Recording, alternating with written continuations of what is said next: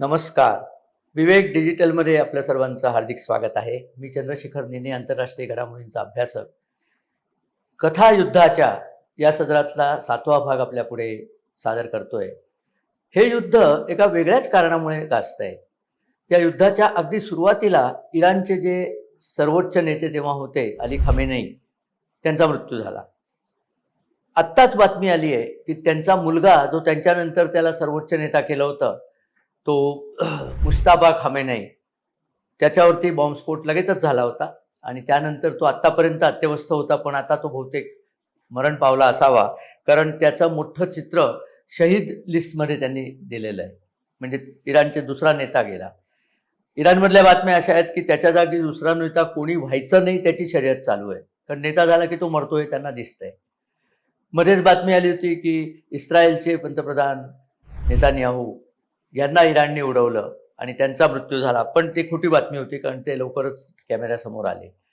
हे मुश्तबा त्यांच्यावरती हल्ला झाल्यापासून कधीच कॅमेऱ्यासमोर आले नव्हते. त्यामुळे ते आत्ता त्यांचा मृत्यू झालाय का त्याच्या आधी ते मरण पावले ते कळायला काही मार्ग नाही. इराणसारख्या देशामधनं बातम्या बाहेर जातच नाहीत. इंटरनेटही बंद आहे, युद्धकाळ आहे वगैरे वगैरे. म्हणजे मला सांगायचं असं की युद्धाच्या सर्वोच्च नेते, अर्थात अली खामेनी जेव्हा गेले तेव्हा त्यांच्याबरोबर 40 इतर इराणचे सर्वोच्च नेते एकदमच गेले होते. ते एका मिटिंगला जमले होते आणि त्या मिटिंगचं जागा बंकरमध्ये होती, ती इस्रायलने बंकर बस्टर बॉम्ब लावून उडवून लावली होती. तर दुसऱ्या बाजूला जे मुख्य नेते म्हणजे नेतान्याहू तर वाचले, ते काही मेलेले नाही आहेत. डोनाल्ड ट्रम्प यांचं काय, असा बरेच दिवस लोक प्रश्न विचारतायत की सगळे महान नेते, मोठे मोठे सर्वोच्च नेते कोणीतरी कोणाच्या तरी गोळीला बळी पडतायत, तर ट्रम्प यांचं काय भवितव्य आहे, अशी चर्चा अमेरिकेत सुद्धा रंगली होती. त्याचं कारण असं की या निवडणुकीच्या आधी, म्हणजे ट्रम्प निवडून आले त्याच्या आधी ट्रम्पवरती एक जीवघेणा हल्ला झाला होता. गोळी त्यांच्या उजव्या कानाला चाटून गेली होती. आपण सगळ्यांनी ते टीव्हीवरती पाहिलेलं आहे. कानातनं रक्त आलं होतं वगैरे. ते वाचले आणि असे ते मृत्युंजय अध्यक्ष म्हणून त्यांना आणखीन बहुमत जास्त मिळालं, त्यामुळे त्यांना त्याचा फायदाच झाला. आता काल काय झालं, काल म्हणण्यापेक्षा 25 तारखेला संध्याकाळी, अमेरिकेतली संध्याकाळची, आपल्या इथली 26 तारखेची सकाळ असते, म्हणजे कालची सकाळ, वॉशिंग्टनमध्ये एक हॉटेल आहे. त्या हॉटेलमध्ये एक डिनर होतं. डिनर म्हणजे वॉशिंग्टनमध्ये व्हाईट हाऊस एक अध्यक्षांचं निवासस्थान तिथे आहे. तर त्यांनी सगळ्या आपल्या अध्यक्षीय पत्रकार जे असतात, म्हणजे ज्या पत्रकारांना व्हाईट हाऊसमध्ये येण्याचा पास असतो, अशा सगळ्या पत्रकारांच्या सन्मानार्थ एक डिनर ऑर्गनाईज केलं होतं. डिनर म्हणजे आता ते अध्यक्षांनी, आणि त्याला अध्यक्ष यजमान, त्या डिनरचे अध्यक्ष त्यांच्या पत्नी मेलानिया, कॅश पटेल त्यांचे जे FBI चे प्रमुख आहेत ते, JD व्हॅन्स, असे सगळे मोठे नेते त्या डिनर करता आले होते.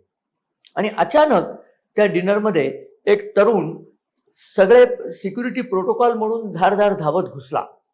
आणि तो घुसताना त्यांनी तिथे जे अर्थात अध्यक्ष असल्यामुळे तिथे कडेकोट बंदोबस्त असतो, तो जो सिक्युरिटीचा मनुष्य होता त्याला लाथ मारून खाली पाडलं. त्याच्यापासून तो पुढे गेला. सिक्युरिटीच्या माणसाने बंदूक काढली. याच्या हातात बंदूक होती. यांनी त्या बंदुकीने त्या सिक्युरिटी माणसाला गोळी घातली. तो जखमी झाला सिक्युरिटीचा मनुष्य. अर्थात सुदैवाने तो सुधारतोय, त्याची प्रकृती सुधारते. परंतु बाकीच्या लोकांनी येऊन या माणसाला पकडला. हा तरुण मुलगा आहे, 30च्या आसपास आहे, आणि याचं नाव नंतर लक्षात आलं, ते आहे पॉल थॉमस ॲलन, हे त्याचं नाव आहे. त्याला पकडला आणि त्याला मग ते कैदेत घेऊन गेले आणि मग त्याचा इंटरव्ह्यू वगैरे, इंटरव्ह्यू म्हणण्यापेक्षा त्याची तपासणी सगळी सुरू झालेली आहे. तपासणीत आलेल्या बाबी फार वेगळ्या प्रकारच्या आहेत. हा मनुष्य अमेरिकेमध्ये मिश्र संततीचा असावा असा वाटतो त्याचा फोटो पाहून. म्हणजे पूर्ण अगदी काळा दिसत नाही. अमेरिकेत जे काळे लोक आहेत त्यांना कलर्ड पीपल म्हणतात, म्हणजे निग्रो आपण ज्यांना म्हणायचो पूर्वी. हल्ली निग्रो हा शब्द वापरात नाही, हा थोडा अपमानास्पद आहे असं मानलं जातं. तर तो आयदर तो पूर्ण निग्रो आई बापांचा मुलगा आहे किंवा एक निग्रो, एक स्पॅनिश वगैरे, असे वेगवेगळे. अमेरिकेत सगळे मिश्र संतती खूप असते, त्यामुळे हा पूर्ण निग्रो दिसत नाही, परंतु त्याचं जाणवतं की हा त्यांच्यापैकीतला एक आहे. हा कमला हॅरिस यांचा खंदा चाहता होता. त्यांच्या निवडणूक फंडाला यांनी $25 देणगी पण दिली होती, अशी पण रेकॉर्ड आले. उच्च शिक्षित आहे, कॉम्प्युटर प्रोग्रॅमर आहे, कोडिंग करतो, एक व्हिडिओ गेम त्यांनी तयार केलेला आहे. अमेरिकेतल्या एका चांगल्या शाळेमध्ये वॉशिंग्टनमध्ये हा नोकरीला आहे. त्याला 2024 साली बेस्ट टीचर अवॉर्ड सुद्धा मिळालेला आहे. म्हणजे उच्च शिक्षण त्याचं आहे. त्यांनी बरंच काही काही कॉम्प्युटर इंजिनिअरिंग शिकलेलं आहे आणि इतरही काय काय शिकलेलं आहे. असं असताना यांनी ट्रम्प यांच्यावर गोळी का झाडावी असा प्रश्न बऱ्याच लोकांना पडला. त्यांनी सांगितलं की ट्रम्प यांना खूप त्यांनी नावं ठेवली आहेत आणि ते अत्याचारी आहेत, ते हुकुमशाही प्रवृत्तीचे आहेत आणि पुन्हा ते लहान मुलांना त्रास देतात असं त्यांनी सांगितलं. पुढे जेव्हा डोनाल्ड ट्रम्प यांचा इंटरव्ह्यू घेण्यात आला तेव्हा त्यांनी सांगितलं मी याच्यातला एकही नाहीये, मी असलं काही करत नाही आणि या सगळ्या आरोपातनं मला पूर्वीच कोर्टाने मुक्त केलेलं आहे. हे कोणीतरी चुकीच्या गोष्टी लोकांच्या डोक्यात भरवतात आणि त्याचा परिपाक हा असा होतो, माझ्यावर हल्ला होण्यात झाला. पण टिपिकल राजकीय नेत्यांप्रमाणे त्यांनी सांगितलं की मी अशा हल्ल्याला घाबरणार नाही, अमुक तमुक. लोकांनी विचारलं या माणसाचा इराणशी संबंध आहे काय? ट्रम्प म्हणले मला माहित नाही, ते त्याची चौकशी पूर्ण झाली की मगच कळेल. इथे लक्षात असं येत आहे की अमेरिकेच्या अध्यक्षाच्या विरुद्ध अमेरिकेमध्ये बरीच कारस्थानं होत आहेत. बऱ्याच लोकांना ट्रम्प आवडत नाही. आताच रेटिंग त्यांचं दर आठवड्यात रेटिंग चालतं, रेटिंग म्हणजे तुम्हाला किती लोकप्रियता तुमची किती आहे. तर आता फक्त अमेरिकेतल्या 35% लोकांना ट्रम्प हा आवडतोय, बाकीच्या लोकांना तो आवडत नाहीये किंवा बाकीचे लोक नॉन कमिटल आहेत. म्हणजे 35% त्याला पसंतीची रेटिंग त्यांची 35%. ही खूप खाली गेलेली रेटिंग आहे. आणि नोव्हेंबरमध्ये मध्यावधी निवडणुका आहेत तेव्हा अशी रेटिंग असली तर त्यांच्या पक्षाचं खूप नुकसान होणार आहे. आता त्या मध्यावधी निवडणुका जर जिंकायच्या असल्या, ह्या ट्रम्पवरच्या हल्ल्याची कहाणी इथे संपते. त्याच्याकडे बंदूक होती, त्या बंदुकीतनं त्यांनी 7 गोळ्या झाडल्या, त्यातली एक त्या सिक्युरिटी रक्षकावर झाडली, तो जखमी झाला. बाकीच्या 6 कुठे गेल्या माहीत नाही. इतर कोणालाही इजा झालेली नाहीये. आणि याला पकडण्यात आलं, त्याला पोलीस घेऊन गेले वगैरे सगळं आपल्याला टीव्हीवरती बघितलंच असेल आपण. बऱ्याच टीव्हीवरती त्याची चित्र आली आहेत की याला पोलिसांनी कंट्रोल केलेला आहे आणि त्याची इन्क्वायरी चालू आहे. त्याच्या कुटुंबाशी बोलायला पत्रकार गेले तर कुटुंबाने नो कमेंट्स म्हणून दार बंद केलं. आणि हा पूर्वीपासूनच ट्रम्पच्या विरोधात होता, डेमोक्रॅटिक पक्षाचा सहानुभूतीदार होता, पक्षाचा मेंबर आहे की नाही अजून कळायचंय. तर अशा प्रकारच्या बातम्या यांच्याबरोबर बाहेर आलेल्या आहेत. त्यामुळे ट्रम्पच्या अलोकप्रियतेचा हे अगदी उच्चावरती गेलेला हा परिणाम आहे असं आपल्याला म्हणायला हरकत नाही. अशा प्रकारच्या हल्ल्यांचा परिणाम असा होतो की तुमच्या राष्ट्रांनी जी पद्धत ठरवलेली असते की मला परराष्ट्र नीतीत हे करायचं नाहीये, त्या सगळ्याला धक्का पोचू शकतो.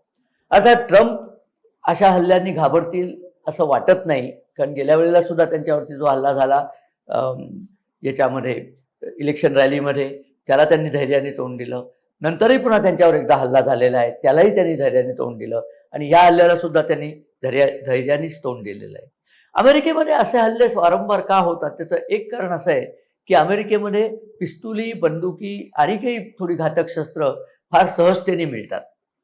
मग त्याचं लायसन्स लागत नाही का? तर लायसन्स लागतं, पण ते लायसन्सही फार सहजतेने मिळतं. काही राज्यांमध्ये हा जो संरक्षणाचा विभाग आहे हा राज्यांचा स्वतःचा असतो, तर काही राज्यामध्ये तर याला जरा सूट पण दिलेली आहे. त्यामुळे लोक तिथे जाऊन शूटिंग करतील वगैरे. असं शूटिंग म्हणजे टेस्टिंगचं शूटिंग वगैरे, असं दहशतवादी शूटिंगबद्दल काही आपल्याला म्हणायचं नाही. पण अशी अमेरिकेची वृत्ती असल्यामुळे अमेरिकेत बरेचदा लोकांना विचारलं असतं की तुम्ही इतक्या सोप्या पद्धतीने लोकांना बंदुका घेऊन देतात, हे कसं काय सहन करता? तर त्यांनी असं सांगितलंय की याला आम्ही फर्स्ट फ्रीडम म्हणतो, की अमेरिकेतल्या नागरिकाला बंदूक किंवा कुठलंही शस्त्र विकत घ्यायला सबळ कारण तो देऊ शकला तर पूर्वपणे परवानगी आहे. असं नाही की तुम्हाला आम्ही देणारच नाही. भारतामध्ये आपल्याला अमुक एका लेवलच्या वरती शस्त्र विकतच घेता येत नाही, कारण ती फक्त पोलीस आणि सैनिक या दलांकरतात असतात. अमेरिकेत तसं काही नाही. ज्याच्याकडे पैसे आहेत त्यांनी जाऊन ते विकत घ्यावं. त्याप्रमाणे ही बंदूक त्यांनी विकत घेतली होती आणि या बंदूक विकत घेतल्याची नोंद असते. म्हणजे उद्या ही बंदूक हरवली आणि कोणीतरी ती घेऊन काही गुन्हा केला तरी बंदूक ओनरशिप कोणाची आहे त्याची नोंद बंदुकीच्या रजिस्ट्रीमध्ये असते. त्या नोंदीचा फायदा घेऊन लोक या माणसाच्या घरी येऊ शकतात, नाही असं नाही. तर एकूण हिंसाचार अमेरिकेत खूप जास्ती बोकाळलेला आहे. त्याचं मुख्य कारण हे, त्याला ते फर्स्ट फ्रीडम, सेकंड फ्रीडम अशी नावं आहेत, की तुम्हाला बंदूक बाळगण्याचं स्वातंत्र्य सरकारच देतं. कारण त्याला एक अमेरिकन राज्यक्रांतीचा एक संदर्भ आहे. अमेरिकेत ती राज्यक्रांती झाली तेव्हा अमेरिकन बंडखोर सैनिक तेव्हाचे आणि ब्रिटिश यांच्यात युद्ध चालू होतं आणि वाटेत अनेक गावं होती, त्या गावांमधनं रिक्रुटमेंट चालू होती, फौज भरती, कारण फौज तर मोठी करायची होती ना. तर गंमत म्हणजे अनेक लोक निग्रो असले, कलर्ड पीपल असले तरी उठून याला गेले होते, अमेरिकेमधनं उठून कॅनडाला गेले होते. नंतर ते हळूहळू परत आले. तर त्याप्रमाणे अमेरिकेमध्ये शस्त्रास्त्र बाळगणं हे सहज साध्य आहे. फारसे ते त्याबद्दल सिरियस नाही आहेत. त्यामुळे अशा प्रकारचे खुनी हल्ले नक्कीच होतात. अमेरिकेच्या आतापर्यंत 4 का 5 राष्ट्राध्यक्षांचे खून झालेले आहेत. आपल्याला सगळ्यात जास्त माहीत असलेला म्हणजे अब्राहम लिंकन, त्यांचा खून झाला. आणि दुसरे म्हणजे जॉन केनेडी, त्यांचा सुद्धा खून झाला. तर अमेरिकेमध्ये असा हिंसाचार कायम असतो आणि आपल्याला जितकं दाखवलं जातं तितकं ते शांत, सोज्वळ, धर्मभिरू, पापभिरू असं राज्य मुळीच नाही आहे. काहीही करायला भिन्नदिक्कतपणे सामना करण्याची शक्ती त्यांच्यात आहे. त्याला कोणी उद्धटपणाही म्हणतील, शक्ती हा एक मी चांगला शब्द वापरला, परंतु अमेरिकन लोक फारशी याला किंमत देतील असं वाटत नाही. हा जो हल्ला झाला याच्यावरती फारशी कावकाव अजून सुरू झालेली नाही आहे. पुढच्या काळात होणारच नाही असं सांगता येत नाही. पण या हल्ल्याचा एक मात्र पॉझिटिव्ह परिणाम झाला. तो म्हणजे तिथे जे अमेरिकेमध्ये लोक आहेत ते आता तरी थोडे सावध झाले असतील की गन कंट्रोलचे जे कायदे आहेत ते अधिक कडक करा. इतके शिथिल कायदे तुम्ही ठेवू नका, कारण प्रत्येकाच्या हातात बंदूक आली, विशेष करून कॉलेज विद्यार्थ्यांच्या हातात बंदूक आली तर ते ती बंदूक उडवायला मागे पुढे बघणार नाही. कारण गन कल्चर ज्याला म्हणतात, बंदूकधारित संस्कृती, त्याचा उदय झालेला नाही आहे. ही सगळी छोट्या आकाराची गुंडागिरी अमेरिकेत चालू आहे. तर त्यांनी जितक्या लवकर गन कंट्रोल करतील ते तितकं जगाच्या आणि अमेरिकेच्या नागरिकांच्याही फायद्याचं ठरेल. हे सगळं होत असताना युद्धाची वार्ता काय आहे? तर युद्धाची वार्ता अशी आहे की इराणनी त्यांचं सबंध शस्त्रसंभार परत रिन्यू करायचा कार्यक्रम सुरू केलेला आहे. त्यांनी स्पष्टच सांगितलं होतं की आम्ही युद्धबंदी मान्य केली कारण आम्हाला आमची शस्त्र जी काही खर्च झाली आहेत ती भरून काढायची होती, शस्त्राची हानी भरून काढायची होती. ते करण्याचा इराणचा आटोकाट प्रयत्न सुरू झाला आहे. भारताचा देखील तो प्रयत्न सुरू झालेला आहे आणि ते साहजिक आहे. आपल्याला अमेरिका काय, भारत काय, इस्रायल काय, सगळ्या देशांना त्यांची सैनिकी शक्ती नुसती वाढवून उपयोग नसतो, ते उत्तम ट्रेन करायची आणि सुसज्जपणे त्यांना बॉर्डरवरती मुक्तपणे ऑपरेट करू देणं हे त्या सबंध सिक्युरिटी पॉलिसीमध्ये निहित आहे आणि ते घडत आहे हे आपल्याला मला सांगायचं आहे. तर असं सगळं असताना अशा प्रकारचा हल्ला सगळी युद्धाची प्रक्रिया बदलू शकेल काय? माझ्या मते नाही. युद्धाची प्रक्रिया ही सरकारने ठरवलेली असते. फक्त ट्रम्पच अमुक करेल आणि युद्ध होईल असं होत नाही. ट्रम्पचं एक मंत्रिमंडळ आहे, मंत्रिमंडळाशी बोलून ठरवतात आणि नॉर्मली अशा प्रकारच्या देशांमध्ये ज्याला म्हणतात स्टँड बाय अरेंजमेंट ती कायमच असते.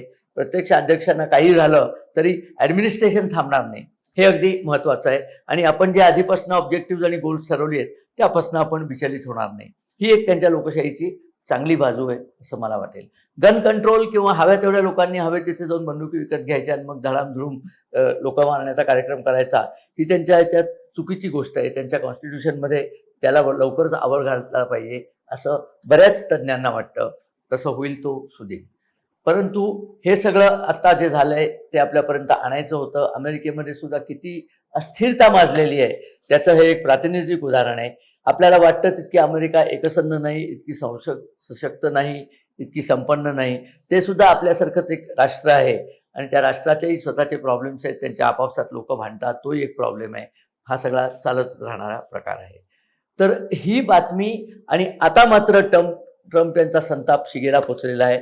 आता त्यांनी सांगितलंय की इराणने आमची शरणागतीची मागणी मान्य केलेली नाही आहे. अमेरिकेची मागणी सरळ होती की ते 440 किलो युरेनियम जे दडवून ठेवलंय ते आमच्या ताब्यात द्या आणि पुढचे 10 वर्ष तरी तुम्ही युरेनियमचं एनरिचमेंट करणार नाही असं लिहून द्या. पाकिस्तानला हे बिलकुल पसंत नाही आहे. त्यामुळे पाकिस्तान इराणला चिथावण्यात येतं आणि इराण असे स्वतःचेच कलम पुन्हा अमेरिकेला पाठवतं की आम्ही असं ठरवलंय की आम्ही हवं तेवढं न्यूक्लिअर ठेवू, तुम्हाला त्यात दाखवायचं कारण नाही वगैरे वगैरे. तर या सगळ्याचा उद्देश पुढे जागतिक युद्धाकडे हे लढाई जाणार आहे का हा एक भाग झाला. आणि जागतिक नाही तरी रिजनल युद्ध म्हणजे भारत आणि भारताचे शेजारी देश इथे अस्थिरता माजून तिथे युद्ध करणं ही शक्यता आहे. त्यास्तव आपण सगळ्यांनी अतिशय सावध असलं पाहिजे. आपल्या आजूबाजूला काही घडत असलं आणि जे आपल्याला योग्य वाटत नसलं तर त्याला हटकायला तरी पाहिजे किंवा योग्य ठिकाणी पोलीस किंवा कोणी तिथे ही जबाबदारी त्यांना दिली पाहिजे. या व्हिडिओतनं एवढंच मला सांगायचं होतं की अमेरिकेची जरी अशी पंचायत झाली असली तरी भारत पुढच्या ठेच मागचा शाणा याप्रमाणे आपल्या प्रक्रिया जास्तीत सुलभ करू शकेल आणि लोकांपर्यंत पोहोचण्याचा जास्तीत जास्त प्रयत्न करतील. तो सुदीन जितक्या लवकर येईल तितक्या लवकर आपल्याला हवाच आहे. 30 तारखेनंतर आपल्याला माहिती आहे की अमेरिकेमध्ये पुन्हा ट्रम्प यांना संताप आलेला आहे. कारण इराण कुठलंही बोलणी करायला तयार नाही आहे. अमेरिकेने सांगितलं आम्हाला आता बोलणी करायची नाही. आता बहुतेक इराणवरती प्रचंड मोठा हल्ला कधीही होऊ शकेल याची सगळ्या जगाला धास्ती पडलेली आहे. बघूया पुढे काय होतं ते. त्याच्याकरता आपण आता सुसज्ज आहोत ऐकण्याकरता आणि ऐकून त्याचं विश्लेषण आपल्या पुढे करण्याकरता मी तयार आहे. हा व्हिडिओ पाहिला त्याबद्दल आपल्याला अनेक धन्यवाद आणि आपल्या मित्रपरिवाराबरोबर शेअर करा आणि आमच्या चॅनलला सबस्क्राईब करा ही विनंती. जय हिंद.